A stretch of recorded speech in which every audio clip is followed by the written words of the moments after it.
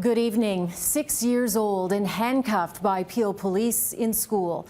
We continue with our extensive coverage of a story we brought you first, and it centers around a little girl cuffed at the ankles and the wrists. Police say they were keeping her safe. Her mother doesn't believe them. No 6-year-old little girl deserves that. Like I don't know. Like, I'm ashamed for her. I'm like, I don't know.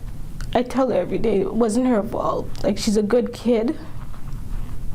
No one can ever recall a 6-year-old child being handcuffed by police in school before. But that is what happened to this mother's little girl in late September. The Mississauga school called police because she was uncontrollable.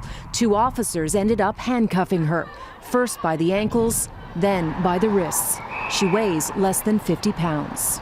I said to everybody, the superintendent of the school board, everybody, couldn't somebody speak up for my child and say it's not okay? It wasn't okay. Everybody's just like, they're the police. What were we supposed to do? These pictures show a happy little girl working with her classmates in school.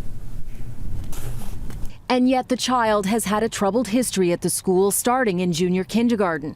The school called police twice before, and she has been suspended 4 times.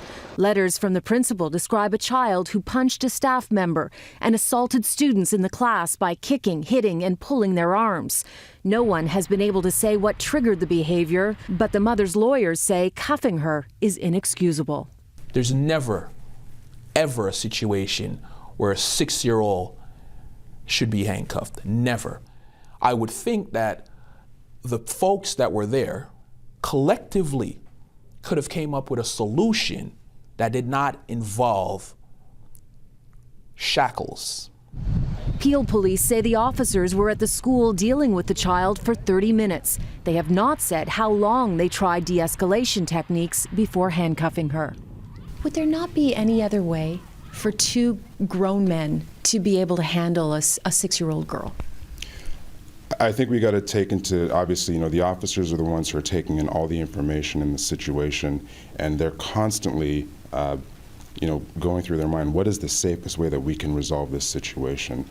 In their mind, the safest way to de-escalate and begin that process was to restrain her. The child's behavioral problems started as her mother began experiencing health problems, eventually being diagnosed with cancer. Her father passed away when she was 6 months old. Her mother says her daughter has never exhibited uncontrollable behavior outside of the school. In fact, now that she is in a new school, the behavior issues have completely stopped. Only thing that goes to my mind is if I'm so hurt by it, like, how is my daughter feeling? Because she won't even talk about it.